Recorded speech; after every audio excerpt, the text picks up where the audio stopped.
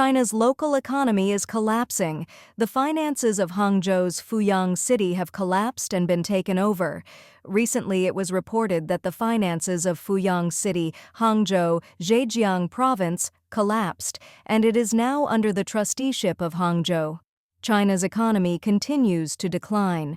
Yunnan Province also announced that all civil servants' salaries in the province will be suspended. The ex-account Daniel Fang posted a message today, 26, stating that Hangzhou's economy is terrible.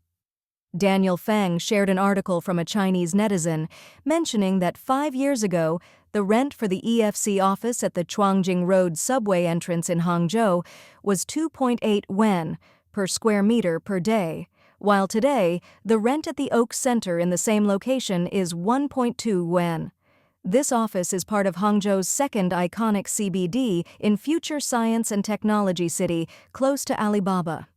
As for other offices, especially in large parks, many are being offered rent-free because landlords can save on business fees by renting them out. Many new companies lack offices, and numerous companies have either closed down or reduced their office space. The netizen noted that half of his office floor has been vacant for 6 months. His office is located in Hangzhou, 100 meters from Yongfu subway station and 350 meters from Ali Shiqi Park. The fact that such a prime location has remained vacant for half a year shows how bad the economy is. The netizen claimed that to cut costs, he considered laying off employees. Ultimately, on Monday, he laid off 15 staff from the live broadcasting department, 6 from marketing, and retained only 1 employee for design and customer service. He lamented that the current economic situation is dire. Daniel Fang also mentioned that various regions of China have begun laying off investment promotion offices. He speculated that this could be because there is no money to support these offices or no one is being attracted to them. He believes this is a sign that China's era of economic prosperity is gone forever. Additionally, a fiscal expenditure and income chart from Gronghui shows that from January to July, most regions in China are facing fiscal gaps, further highlighting the worsening economic situation. Shanghai distributes 500 million yuan in coupons. Netizens say China's economy is beyond saving. With the National Day holiday approaching, the Shanghai municipal government announced it will issue consumer vouchers worth 500 million RMB, about 71.22 million USD, starting Saturday, September 28, to stimulate the service industry. However, Shanghai citizens do not seem to appreciate it, as the vouchers come with restrictions such as full amount discount and first come, first served. Many netizens believe the government is not being sincere. Scholars argue that Shanghai's consumer vouchers are akin to discount vouchers. They are not universally issued and have set consumption thresholds, so their benefits may be limited. China's economy is weak, and people are generally downgrading their consumption, even in first-tier cities. On Wednesday, September 25th, the Shanghai municipal government announced it will invest 500 million RMB in municipal funds to issue Happy Shanghai consumer vouchers to 4 major service sectors, 3.6 trillion RMB for the catering industry, 90 million RMB for the accommodation industry, 30 million RMB for the film industry, and 20 million RMB for sports activities. The first batch of vouchers will be available starting this Saturday. However, there are thresholds for using the vouchers, such as 50 yuan off for dining purchases of 300 yuan or more, and 300 yuan off for accommodation purchases of 1,200 yuan or more, resembling department store anniversary discounts. According to official media, Liberation Daily, on September 26th, these vouchers will be issued in 2 phases on a first-come, first-served basis through 4 different payment and ticketing platforms. The Taobaoization of consumption vouchers has sparked public outcry in Shanghai.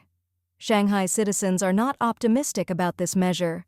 Ms. Yang, a Shanghai resident who wished to remain anonymous, criticized the Shanghai municipal government in an interview with Voice of America, stating, "Taobao has been used too much and has begun to reflect reality. It is too funny. There is no sincerity at all, and it is impossible to promote consumption. She also expressed concern that the Shanghai municipal government might use taxpayers' money to frivolously subsidize businesses in disguise. Chinese social media platform Weibo also reflected doubts. Shanghai netizen HappyMiracle09 criticized the government for saying, "If you're reluctant to issue it, then don't. You want to stimulate people's consumption but are unwilling to release it." Another Shanghai netizen, KidsMomDad, complained that cash is more useful than consumption coupons, writing, "Give out money. Brother, you always want to get the biggest return with the least expenditure. You're being foolish." A third Shanghai netizen, Wando Duoduo, questioned the goodwill of the Shanghai municipal government, asking, "Why are they always secretive about issuing them, announcing subsidies without telling you where to get them?" Even people from other provinces and cities criticized the Shanghai municipal government's so-called people-friendly policies. A Weibo user named Hey Kurigai-san from Guangdong wrote, "The local government, Shanghai, did it on its own. They wanted to stimulate consumption but didn't have much money, fearing they would offend other regions and the central government." A Shanghai resident noted, "The Chinese economy is declining daily, and these consumer stimulus packages from the government can only slow the collapse of the domestic economy. They cannot save it. This is because people are facing a wave of unemployment and bankruptcy and no longer have a source of income."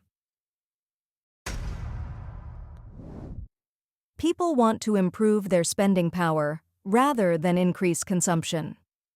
Wu Seqi, director of the Taiwan think tank Center for Chinese Studies in Taipei, stated that Shanghai's issuance of discount-type consumer coupons aims to boost the economy in specific areas through targeted consumption, but the benefits may be extremely limited. The vouchers adopt a first-come, first-served model rather than a universal issuance, locking in those with spending power to achieve immediate digital performance, which aligns with the short-term operational inertia of the CCP's rule. However, setting a consumption threshold may lead to low public acceptance. Furthermore, he said Shanghai's consumption is anchored in the life and entertainment industry. The intended model is, people consume first, stores offer discounts, and then vouchers are used to receive government subsidies. However, unscrupulous stores might increase prices before offering discounts to maintain higher profits. If such situations arise, consumers will be disadvantaged and won't enjoy any real benefits. Whether stores that offer discounts will ultimately receive government subsidies is also uncertain. Wu Seiji told VOA, "Chinese people do not want to increase consumption now. They want to improve their consumption capacity. This is a completely different concept. This consumption voucher policy may be like a stone thrown into water, having no effect. China's current structural problems are very serious, and consumption cannot be resolved merely by consumption." Wu Seiji remarked that Shanghai, as a leading international city with many leading industries, relying on consumption vouchers to stimulate the economy, indicates that its status as China's economic leader has been shaken, suggesting that the economies of other Chinese cities may be worse. Consumption vouchers boost consumption, but the effect is only short-lived. Shanghai issued a total of 1 billion RMB in consumption vouchers as early as August 2022. At that time, the city was severely affected by the pandemic, prompting the Shanghai municipal government to issue electronic consumption vouchers through online registration and lottery to promote spending. Regarding the consumption voucher initiative, Lai Rongwei, assistant professor at Longhua University of Science and Technology in Taoyuan, northern Taiwan, believes it can only promote short-term consumption and cannot reverse the long-term structural decline of China's economy. He stated that Shanghai's consumption vouchers have many restrictions, with effects akin to a department store anniversary celebration, which has limited appeal. Moreover, Chinese consumers are now saving more and spending less. Under the trend of consumption downgrading, the first cuts are usually made to unnecessary entertainment expenses. Thus, few people are likely to spend an extra 250 yuan for a 50 yuan discount. Lai Rongwei told VOA, "Once the consumption vouchers are used up, people will not consume. The effect is short-lived. It merely rejuvenates the economic situation for a while, treating the symptoms but not the root cause." Shanghai's issuance of consumption vouchers may aim to show the world that China's economy is not as bleak as outside assessments suggest, but Lai Rongwei believes that this move has exposed the severity of China's economic situation. Like government actions at all levels, it has stopped hiding and begun to actively address economic challenges. However, he cautions that the Shanghai consumption vouchers are merely a short-term stimulus policy in response to the National Day holiday and are limited to Shanghai, meaning they are unlikely to stimulate significant enthusiasm for consumption. Middle class is poorer and more frugal than ever.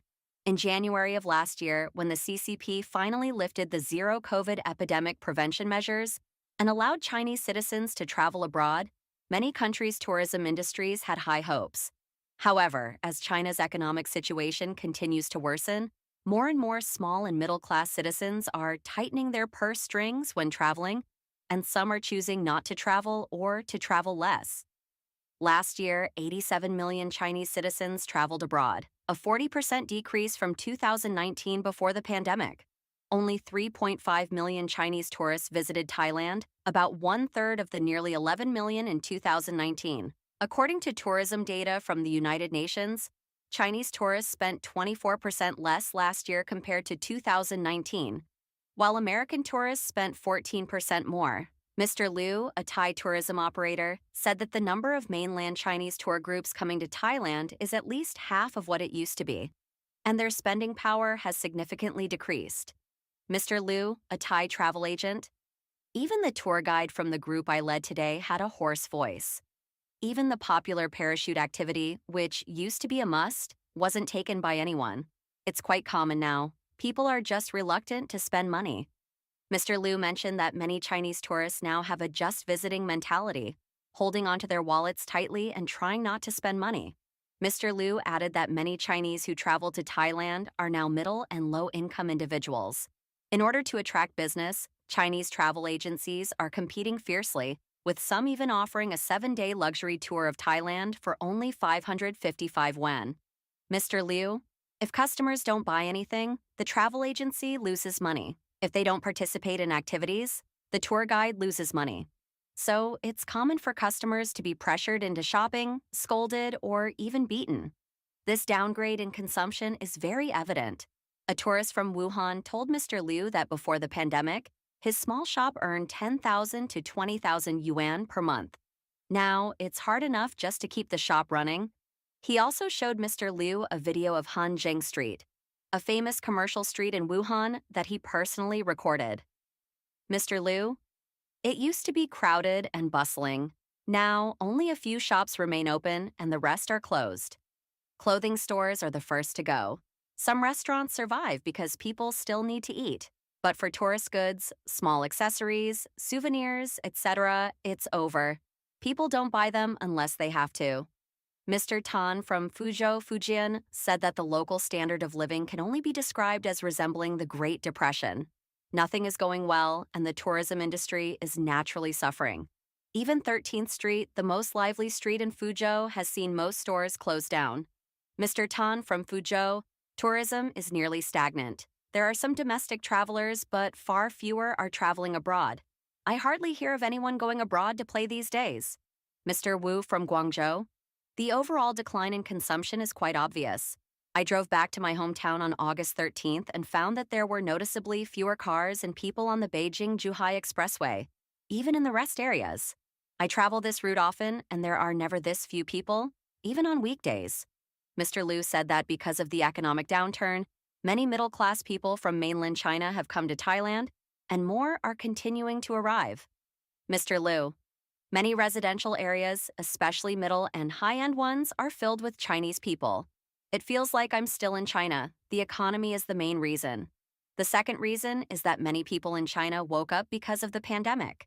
You can now see that many people realize they are being taken advantage of. Douyin videos are being forwarded to friends on WeChat. What is China's national dish? Leeks. We are the national dish. Why leeks? because leaks can be harvested over and over again without complaints. Mr. Liu said that those Chinese who are woke and have the means are trying to leave, while those without the means can't leave even if they want to.